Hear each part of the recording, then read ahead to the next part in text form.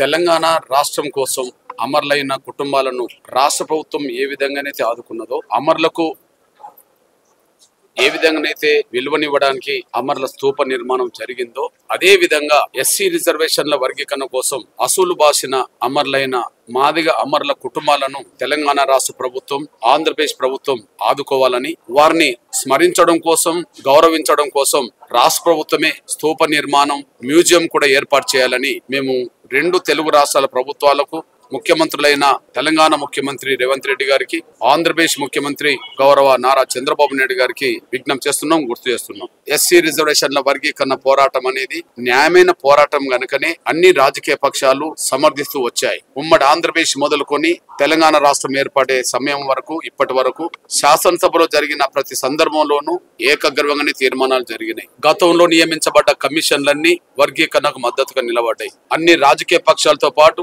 దళితుల్లో 59 కులాల్లో 58 కులాలు వర్గీకరణ కోరుకుంటున్నాయి. సమాజంలో ఉండబడి అన్ని వర్గాలు వర్గీకరణ ఉద్యమాన్ని బలపరుస్తున్నాయి. అంతకుముందు రాష్ట్రపతి బలపరిచాడు, సుప్రీంకోర్టు బలపరిచింది, ప్రధానమంత్రులు బలపరిచారు. ఈ విషయాలను మేము ఎందుకు గుర్తు చేస్తున్నామంటే, మాదిగ రిజర్వేషన్ పోరాట సమితి లక్ష్యమైన వర్గీకరణ న్యాయం అనేది కాబట్టిగానే ఇంత మద్దతుగా వచ్చింది. ఆ లక్ష్య సాధన కోసమే మాదిగ బిడ్డలు అమరులయ్యారు. ఒక న్యాయమైన పోరాటంలో అమరులైన వాళ్ళను గుర్తించాల్సిన బాధ్యత, ఆ కుటుంబాలను ఆదుకోవాల్సిన బాధ్యత, వారిని గౌరవించాల్సిన బాధ్యత, స్మరించుకోవడానికి అవకాశం ఇవ్వాల్సిన బాధ్యత రాష్ట్ర ప్రభుత్వాలు నెట్టబడ్డది. తెలంగాణ రాష్ట్ర సాధన కోసం అమరులైన ఆ కుటుంబాలను ఆనాడున్న పరిస్థితిలో ఒక 10 లక్షల రూపాయలు ఎక్స్రేస్ ఇవ్వడం, ఉద్యోగాలు ఇవ్వడం, ఆ కుటుంబాలకు కొంత గృహ వసతి కల్పించే బాధ్యత తీసుకోవడం, ఇవాళ హైదరాబాద్ లో ట్యాంక్ బండ్ ప్రాంతంలో జలదృశ్యం వద్ద అమరుల స్తూప నిర్మాణం జరగడం, ఇదంతా అమరుల త్యాగాలను గుర్తించుకోవడానికి, గౌరవించుకోవడానికి జరిగిన ప్రక్రియ. అట్లనే ఎస్సీ రిజర్వేషన్ల వర్గీకరణ కోసం న్యాయమైన పోరాటంలో అసలు బాసిన మాదిగ అమర వీరులను కూడా ఆ విధంగా గుర్తించాలని రెండు తెలుగు రాష్ట్రాల ముఖ్యమంత్రులకు విజ్ఞప్తి చేస్తున్నాం. ఇప్పుడున్న పరిస్థితిలో 25 లక్షల ఎక్స్రేస్ ఇవ్వాలని, అదే సమయంలో వారికి స్తూప నిర్మాణం చేయాలని, ప్రభుత్వ ఉద్యోగం కూడా కుటుంబంలో ఇవ్వాలని, గృహ వసతి కల్పించాలని, అదే సమయంలో వారి పేరుతో ఒక మ్యూజియం ఏర్పాటు చేయడానికి ఖచ్చితంగా హైదరాబాద్ లేదా హైదరాబాద్ శివార్లో ఒక 5 ఎకరాల భూమిని ముందు ఇక్కడ కేటాయించాలని చెప్పి గౌరవ ముఖ్యమంత్రి గారికి విజ్ఞప్తి చేస్తున్నాం. ఈ విషయాన్ని మొన్న 11వ తారీఖు నాడు గౌరవ ముఖ్యమంత్రి గారిని కలిసినప్పుడే లిఖితపూర్వకంగా విజ్ఞప్తి చేయడం జరిగింది. సానుకూలంగా స్పందిస్తారని చెప్పి మేము ఆశిస్తున్నాం. దయచేసి గౌరవ ముఖ్యమంత్రి రేవంత్ రెడ్డి గారు ఈ విషయంలో మానవత్వంతో స్పందించాలని, న్యాయమైన పోరాటంలో అసలు బాసిన వాళ్ళందరినీ గౌరవించుకునే విధంగా, కుటుంబాలను ఆదుకునే విధంగా ముందుకు రావాలని చెప్పి నేను విజ్ఞప్తి చేస్తూ, అదే సమయంలో ఎస్సీ వర్గీకరణ లక్ష్య సాధన కోసమే అమరులైన త్యాగాలను గుర్తు చేసుకోవడానికి మార్చి 1న మేము జరుపుతున్నాం ప్రతి సంవత్సరం. ఈ నేపథ్యంలో మేము గౌరవ ముఖ్యమంత్రి గారికి విజ్ఞప్తి చేస్తున్నాం.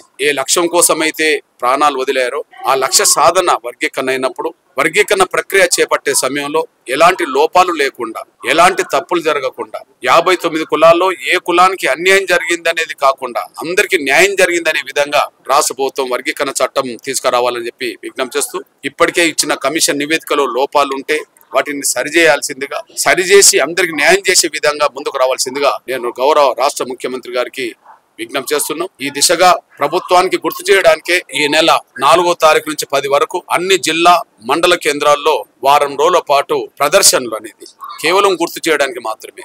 1, ఎస్సీ వర్గీకరణలో ఎలాంటి లోపాలు లేకుండా, ఎలాంటి పొరపాటు జరగకుండా వర్గీకరణ చట్టం తీసుకురండి. 2, తెలంగాణ రాష్ట్రంలో మాదిగ ప్రజాపతిలకు 2 మంత్రివర్గంలో చోటు కల్పించండి. అదే సమయంలో ఎస్సీ వర్గీకరణ అనేది ఇంతకు ముందు 4 గ్రూపులు ఉన్నాయి, అదే విధంగా ఇప్పుడు 4 గ్రూపులు ABCD వర్గీకరణ చేయాలని చెప్పి మేము విజ్ఞప్తి చేస్తున్నాం. ఈ దిశగా ప్రజల్లో ఈ విషయాన్ని తీసుకెళ్లడం కోసం, ప్రభుత్వం దృష్టికి మరొకసారి తీసుకురావడం కోసమే 4 నుంచి 10 వరకు ప్రదర్శన జరగబోతున్న సమయంలో, ఆ ప్రదర్శనలో ప్రధానంగా ప్రతి నాయకుడు, నాయకురాలు ముందు డప్పును సంకనేసుకొని వచ్చే ఆ ప్రదర్శనలో ఖచ్చితంగా దండోర శబ్దంతో మన ఆవేదనని, మన ఆకాంక్షను చాటాలని చెప్పి నేను MRPS అనుబంధ విభాగాల నాయకులు, కార్యకర్తలందరికీ విజ్ఞప్తి చేస్తున్నా, పిలుపునిస్తున్నా.